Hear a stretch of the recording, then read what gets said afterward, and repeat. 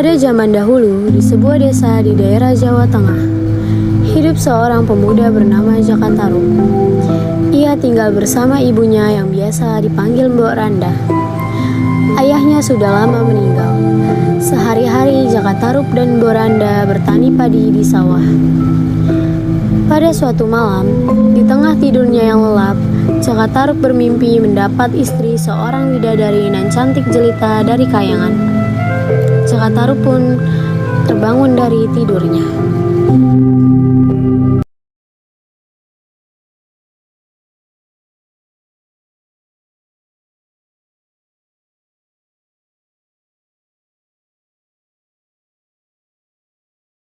Terdengar ayam jantan berkokok, menandakan hari sudah pagi.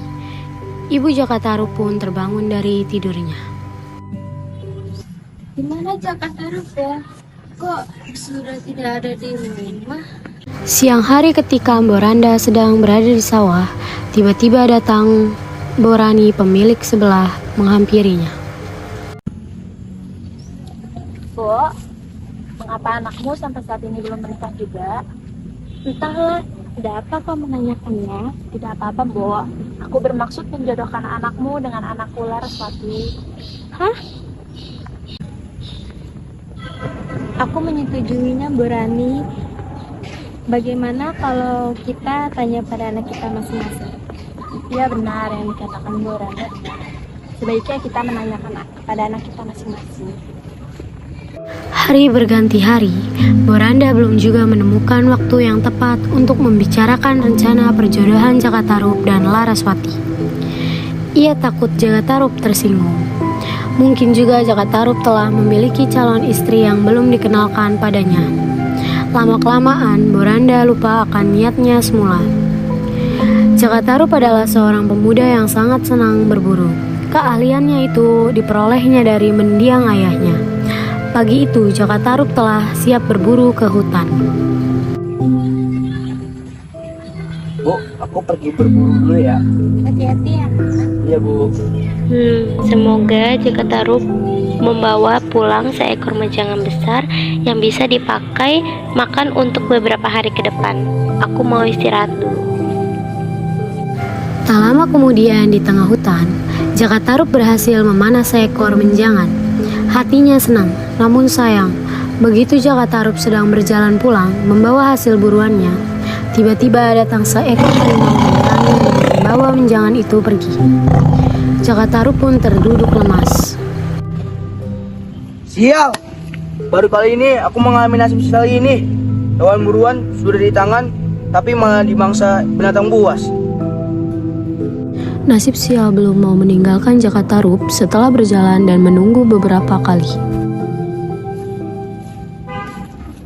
Aku capek sekali. Tidak ada hewan buruan pun yang melintas di depanku. Semoga Ibu mengerti keadaan. Ketika Jaka Tarub mulai memasuki desanya, Ramai sekali. Ada apa ya di rumahku? Nah tuh, banyak orang yang ngumpul di rumahku. Ada apa ya? Ada apa ini? Sabar ya, Nak. mata Jaka Tarub langsung tertuju pada sesosok tubuh yang terbujur kaku di ruang tengah. Beberapa detik kemudian, Jaka Tarub menyadari kalau ibunya telah meninggal. Jaka Tarub tak sanggup menahan air mata. Inilah bukti atas firasat buruk yang dirasakan sejak pagi, pikirnya. Cerita Mbok Rani bahwa ialah yang menemukan Mbok Randa telah meninggal dunia dalam tidurnya tadi pagi tak dihiraukannya. Ia merenunginya, nasibnya yang kini sebatang kara. Jaka Tarub juga menyesal belum memenuhi keinginan ibunya melihat ia berumah tangga dan menimang cucu. Tapi semua tinggal kenangan. Kini ibunya telah beristirahat dengan tenang. Sepeninggalan ibunya, Jaka Tarub mengisi harinya dengan berburu. Di suatu pagi hari, Jaka Tarub telah bersiap-siap untuk berangkat berburu. Dengan santai ia berjalan menuju hutan. Ketika sampai di hutan pun, Jaka Tarub hanya menunggu hewan buruan lewat di depannya. Tak terasa hari sudah siang. Dari tadi pagi aku menunggu hewan buruan. tapi tak ada satupun hewan buruan yang aku dapat. Duh, aku haus sekali. Aku akan mencari air. Tak lama kemudian, Wow, itu Danau Toyaoning sudah kelihatan dari sini. Aku seperti mendengar suara gadis-gadis sedang bersenda gurau. Ini mungkin cuma khayalanku saja. Mana mungkin ada gadis bermain di tengah hutan belantara begini. dengan mengendap-endap, Jaka Tarub melangkahkan kakinya menuju Danau Toyaoning. Suara tawa gadis-gadis itu makin jelas terdengar. Jaka Tarub mengintip dari balik pohon besar ke arah danau. Hah? Ada 7 gadis cantik yang sedang mandi di Danau Toyaoning. Jantungku jadi berdegup makin kencang begini. Gadis-gadis itu semuanya berbaris sangat cantik-cantik. Oh, ternyata 7 orang gadis itu adalah bidadari yang turun dari kayangan. Apakah ini mimpi waktu itu? Itu di atas tumpukan batu besar seperti ada tumpukan baju. Mungkin itu tumpukan baju para bidadari itu. Jika aku mengambil salah satu pakaian bidadari ini, tentu yang punya tidak akan dapat kembali ke kayangan. Sang bidadari yang bajunya kucuri pasti akan bersedia menjadi istriku. Dengan hati-hati, Jaka Tarub berjalan menghampiri tumpukan baju itu. Ia berjalan sangat perlahan. Jika para bidadari itu menyadari kehadirannya, tentu semua rencananya akan buyar. Jaka Tarub memilih baju berwarna hitam. Setelah berhasil, Jaka Tarub buru-buru menyelinap ke balik semak-semak. Tiba-tiba seorang dari bidadari itu berkata,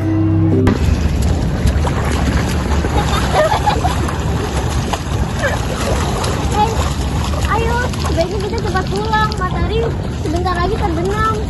Ya, ayo kita pulang sekarang. Wah, kok selendangku nggak ada? Duh, siapa yang mengambil selendangku? Di mana kau taruh selendangmu, Nawangwulan? Di sini, sama dengan selendang kalian. Duh, gimana aku ini? Kalau selendangku nggak ada, aku nggak bisa pulang ke kayangan. karena Nawangwulan tidak menemukan bajunya, ia segera masuk kembali ke Danau Toyaoning. Teman-temannya yang lain membantu mencari baju Nawangwulan. Usaha mereka sia-sia karena baju Nawangwulan sudah dibawa pulang Jaka Tarub ke rumahnya.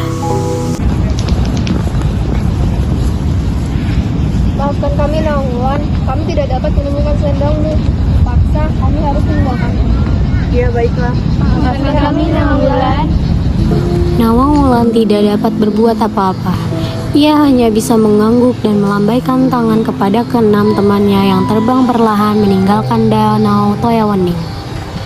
Mungkin memang nasibku untuk menjadi penghuni bumi. Aku harus gimana coba? Masa aku harus berendam di danau ini selamanya? Nawangwulan pun merasa putus asa dan tiba-tiba berucap, Barang siapa yang bisa memberiku pakaian, akan kujadikan saudara bila ia perempuan. Tapi bila ia laki-laki, akan kujadikan suamiku. Hahaha, aku Jaka Tarub. Aku membawakan pakaian untukmu. Mari, pakailah.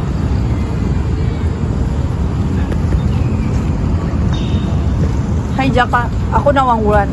Aku bidadari yang tidak bisa kembali ke kayangan karena selendangku hilang. Karena tadi aku sudah bersumpah, aku bersedia menerima kamu untuk menjadi suamiku. Oke, mari kita pulang. Hari sudah malam. hari berganti hari, bulan berganti bulan. Tak terasa rumah tangga Jaka Tarub dan Nawangwulan telah dikaruniai seorang putri yang diberi nama Nawangsih. Tak seorang pun penduduk desa yang mencurigai siapa sebenarnya Nawangwulan. Jaka Tarub mengakui istrinya itu sebagai gadis yang berasal dari sebuah desa yang jauh dari kampungnya. Sejak menikah dengan Nawangwulan, Jaka Tarub merasa sangat bahagia. Namun ada satu hal yang mengganggu pikirannya selama ini. Pada suatu pagi, Nawangwulan hendak mencuci ke sungai. Kang Mas, jaga Nawangsih dulu ya.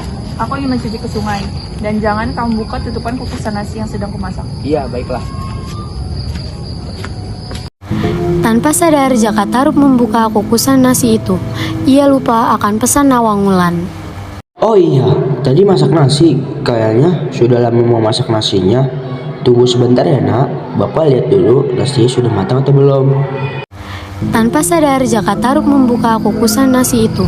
Ia lupa akan pesan Nawang Wulan. Di kukusan ini cuma ada tekat padi.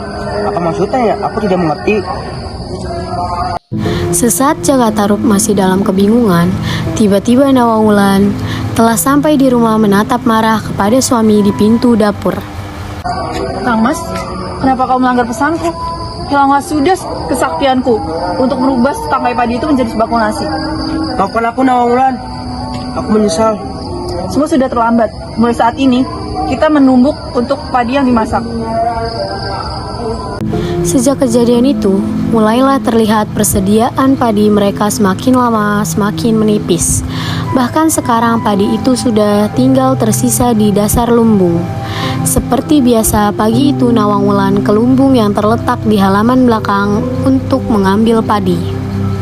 Ketika sedang menarik batang-batang padi yang tersisa sedikit itu, Nawang Wulan merasa tangannya memegang sesuatu yang lembut. Karena penasaran, Nawang Wulan terus menarik benda itu.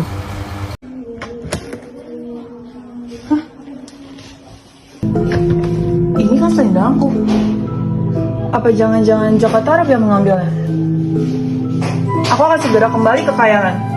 Aku sudah rindu dengan teman-temanku. Sore hari ketika Jaka Tarub kembali ke rumahnya, ia tidak mendapati Nawang Wulan dan anaknya Nawangsi.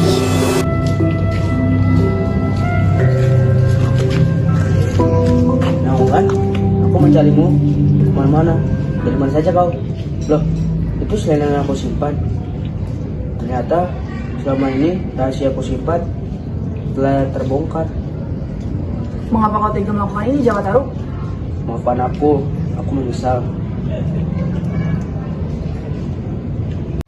Hanya itu kata-kata yang sanggup diucapkan Jaka Tarub.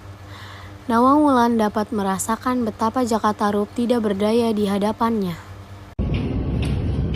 Sekarang, kau harus menanggung atas perbuatanmu, Jaka Tarub. Karena sesungguhnya aku ini seorang bidadari.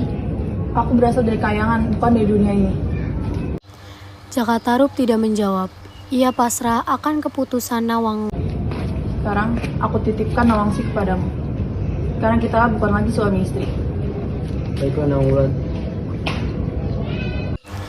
Anak kecil itu masih tertidur lelap. Ia tidak sadar bahwa sebentar lagi ibunya akan meninggalkan dirinya. Betapapun salahku padamu, Nawangsi tetaplah anakku. Jika ia ingin menemuiku, bakarlah selai batang padi dan aku akan turun menemuinya. Hanya satu syaratnya. Jika ia ingin menemuiku, kau tidak boleh ikut menemaninya. Iya, aku akan turuti perkataanmu. Jaka Tarub hanya bisa menahan kesedihannya dengan sangat ia ingin terlihat tegar. Setelah Jaka Tarub menyatakan kesanggupannya untuk tidak bertemu lagi dengan Nawang Wulan, sang bidadari pun terbang meninggalkan dirinya dan Nawangsi. Jaka Tarub hanya sanggup menatap kepergian Nawang Wulan sambil mendekap Nawangsi. Sungguh kesalahannya tidak termaafkan. Tiada hal lain yang dapat dilakukan saat ini selain merawat Nawangsi dengan baik seperti pesan Nawang Wulan.